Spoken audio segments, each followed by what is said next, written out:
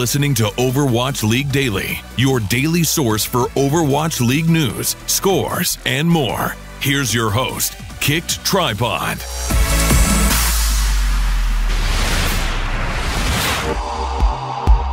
Good morning, Overwatch League fans. This is your Overwatch League daily episode for February 25th, 2018. Today, I'm joined by Overwatch caster and analyst Jamerson. We're going to discuss yesterday's matches. We also have a special guest coming up on Wednesday. So Overwatch League caster Doa is actually going to be on the show with me, and we're going to sit down and talk about the first week of Stage 2 and some of the big headlines there. So if you have questions or comments or thoughts that you'd like for us to tackle on the show, email me at overwatchleaguedaily@gmail.com or tweet me at OWLDailyShow so that I can do my best to fit those in somewhere so we can get Doa to answer those. But enough about that. Let's take a look at the scoreboard brought to you by patreon.com/OWLDailyShow. Yesterday wasn't the most entertaining of matches as we had two 4-0s and a 3-0 yesterday. The Philadelphia Fusion 4-0'd the Florida Mayhem. The Boston Uprising were 4-0'd by the Houston Outlaws, and the Los Angeles Valiant 3-0'd the Shanghai Dragons. Here's what Jamerson had to say about yesterday's games. So, Jamerson, thanks for coming back on the show. I know you were just at the Fiesta Bowl festivities last week. Did you college party hard? I wish. They had us up in this hotel. It was called the Moxie, and it's this new kind of hipsterish hotel where, you know, how if you go to a DoubleTree and you check in, then they give you a free warm cookie, right? Instead, they just give you a free cocktail. So, okay. Yeah, I think that's a good indicator of how my weekend went. And that's the last thing you remember. Yes, the entire weekend was just a blur. Well, let's go ahead. Let's talk about yesterday's games because, well, they weren't exactly the most exciting from end result. There's a lot to be gleaned on yesterday's games. Let's start with the Fusion versus the Mayhem. Florida took just one objective through the entire series. How much of this has to do with the strength of the Fusion with their addition of EQO? And how much of this has to do with just Florida maybe not being a really competitive Overwatch League team? So the addition of EQO, he is definitely a huge contributing factor, I would say, for both of their victories this week. EQO, he's just got a different kind of Genji movement style than Shadowburn normally brings in. Both of them are very calculated Genji style, when they play, but his movements, they're very economical, and he puts himself into very opportune positions, and also I would say very ninja-like, very sneaky positions in which he can capitalize on low health targets, and I think that really caught Florida off guard, playing against this kind of style. I mean, you can see his movements, particularly on Hanamura. His dashes just set himself up for really great secondary dashes and also just headshots on top of targets. But also it comes down to, I think, one of the lacking things and on Florida's end is their tank play. Madison's doing a fantastic job, I would say, on Diva, but Swoosh is where it's a bit lacking there on the Winston itself. Mm-hmm. He just hasn't been transitioning well into this, main tank role. He picked it up a little less than a year ago, coming over from basically a main Genji onto Winston into the dive meta. And I don't think he's doing too well because of all the changes that came in. On the opposite end, of course, you have Fraggy and Poco, who are an amazing tank duo. Poco, he just knows how to shut down enemy Winstons, and he was doing that hard up against Swoosh.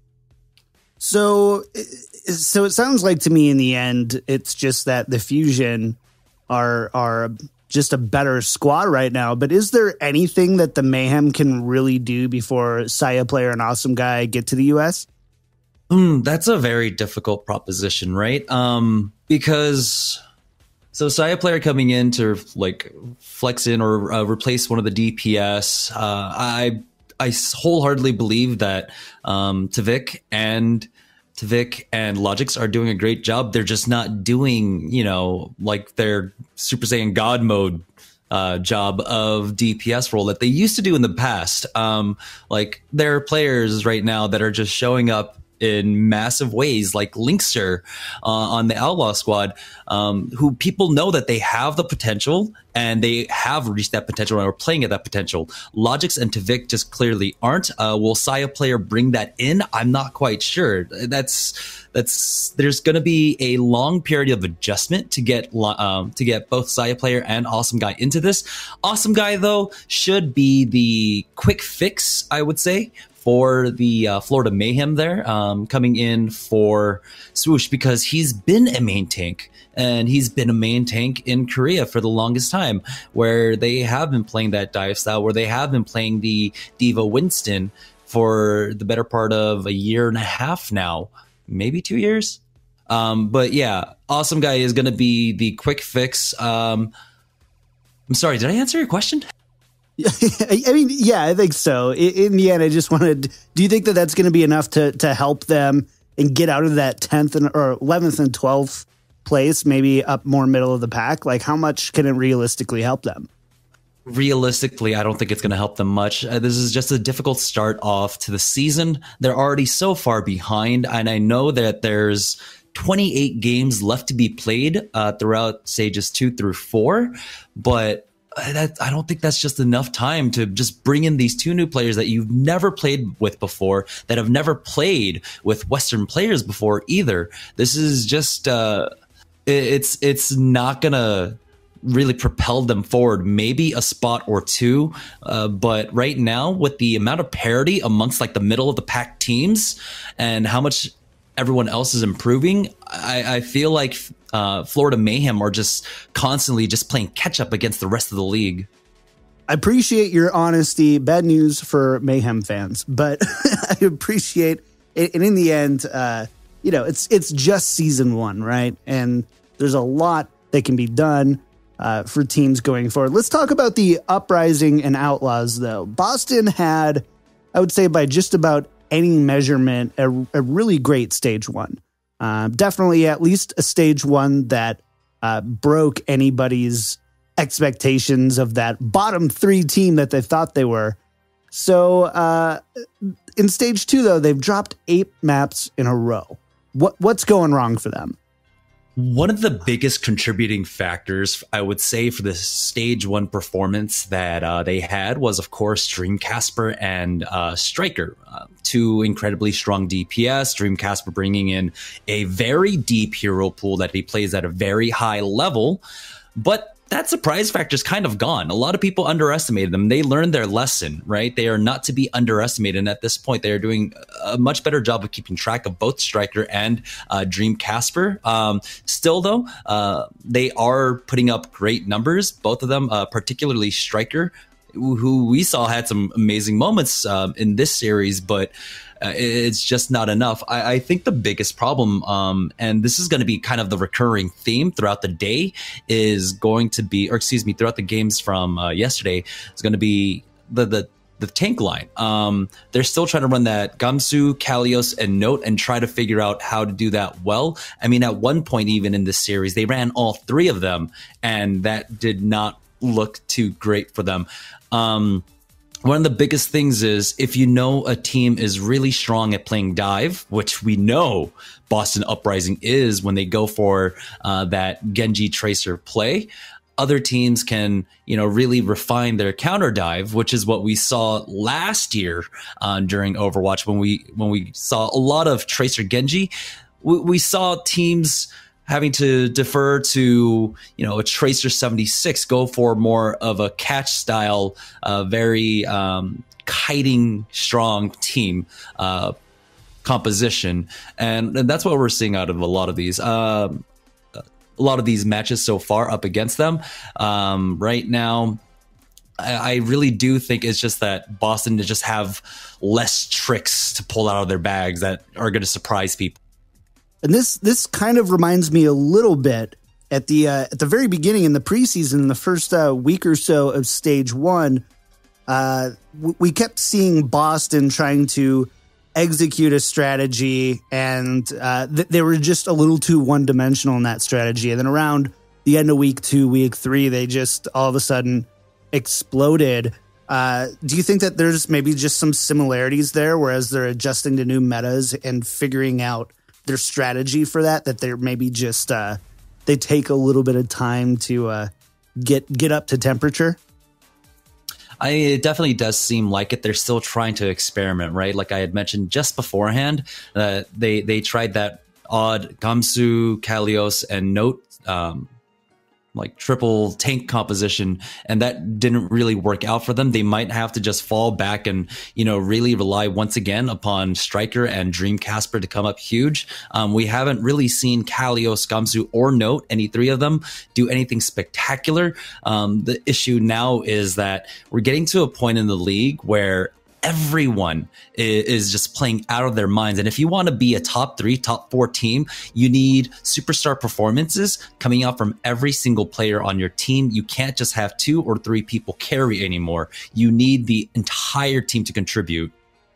So let's talk about superstar performances. Someone who has kind of been really standing out for the Houston Outlaws, for me personally, has been Muma. And he's starting to circulate the conversation around being one of the best main tanks in the game. Would you put him up there? Oh, after today's performance, definitely. He had such an outstanding game on Winston. I believe there was a stat put out there. It was on Twitter for a moment and I saw it, but he had 60 some odd eliminations and 6 deaths across 3 maps on Winston. Wow. That is absurd. He averaged 2 deaths per map on Winston, and that is just not something that you're normally used to seeing. One of the things about it is that, well, yes, Muma's doing a great job of staying alive, but you also have to look at his duo, his tank duo in Coolmat, who has been doing an amazing job on Diva, of course. We know, Coolmat basically has just become synonymous with Diva also. The longer a Diva stays alive, the longer the Diva is in her mech, the longer she's able to, have that defense matrix out there, make sure Muma stays alive.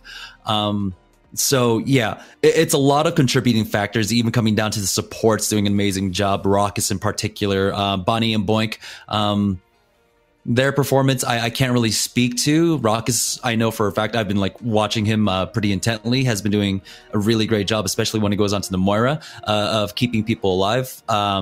But yeah, he just has everything around him, Muma does, to make sure that he succeeds and succeeds to just, like you had mentioned, superstar levels. And his name definitely is circulating around as one of the best main tanks.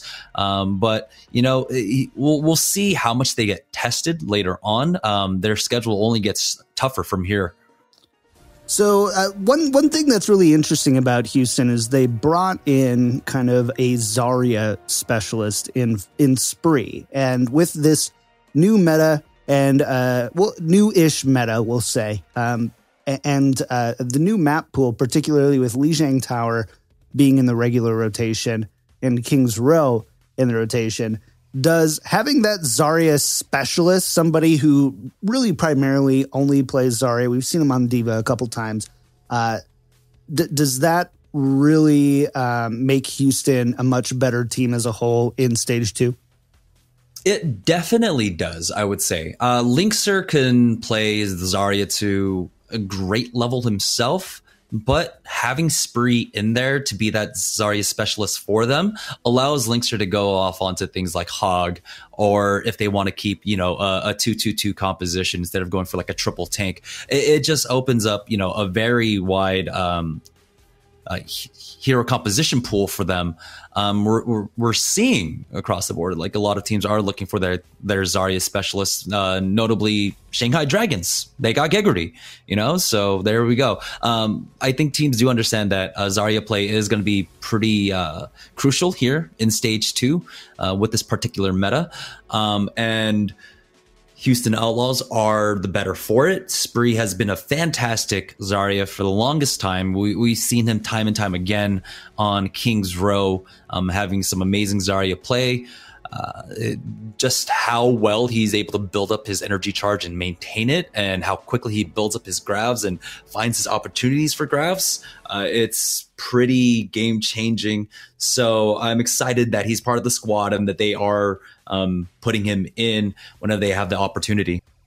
So Houston had a big first week of stage 2. They beat London Spitfire 3-2, and they beat Boston Uprising 4-0. And you could probably argue of the Western teams, Boston, before stage 2 started, was one of the closest teams to the Houston Outlaws as far as the type of performances that they were pushing out. Do you think that this is a stage 2 that could end up belonging to the Outlaws and finally seeing a Western team on top for once in the tier 1 scene?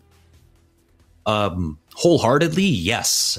Before the season started, I did have them third in my power rankings, and I think I might have underestimated them.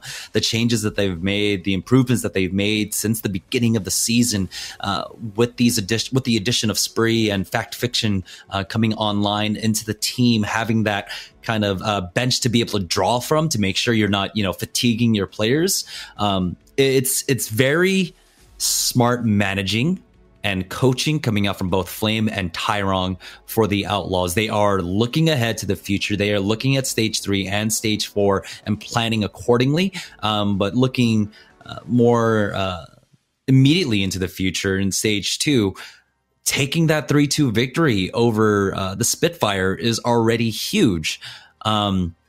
Let me see. I believe, it was Outlaws who finished second stage 1, but lost to London, right? In that, I guess, what do you call that match? Second, third match for stage 2, right? To see who faces off against NYXL. And already we're seeing vast improvements coming out from from Houston Outlaws. And they're just playing a lot more confidently across the board. As the season goes on, you're seeing the comfort levels rise. Linkster is having a superstar performance almost every game. Like, you cannot ever count him out. And Jake himself, his Tracer, I was pleasantly surprised by his Tracer play. I did not expect him to come up as huge as he has busted out that Tracer, especially in a league that is just chock full of Tracer specialists and just Tracer gods, really. Yeah, definitely. Well, Jamerson, I really can't thank you enough for joining us and kind of wrapping up the first week of stage 2. It's always a good time to get to chat and pick your brain about these things, man. Yeah, I'm always glad to be a part of this show. I mean, you guys work so hard. You work so hard, John, at putting these out 4 days a week. It's so difficult. I mean, myself, I just watch the show or watch the Overwatch League 4 days a week, but you're also getting all these clips and getting all these videos out there. So, yeah, more power to you, man. Well, you're too kind, Jamerson. We got to do some Fortnite soon. Oh, I was actually just playing that before this. Thanks again, man. All right, have a good night. My thanks again to Jamerson for stopping by today. Make sure to follow him on Twitter at JetSetJamerson. I'm going to be joined again on Wednesday with Doa, so make sure to send your questions or thoughts into the show at overwatchleaguedaily@gmail.com or tweet me at OWLDailyShow. Of course, if you like the show, make sure to subscribe on iTunes, Stitcher, Podcast Addict, Google Podcast, YouTube, anywhere you can find the show. Subscribe so you don't miss another episode. And of course, if you want to make it easy, just head on over to the front page of winstonslab.com and you can go ahead and listen to the show there. Also, if this is way too much to remember, go ahead and just go to overwatchleaguedaily.com. I've got links for everything there. Thanks again to Jamerson for joining me today. Thanks for another week of Overwatch League Daily. We've just hit 60 episodes, so that's pretty cool. And I'll be back on Wednesday with Doa.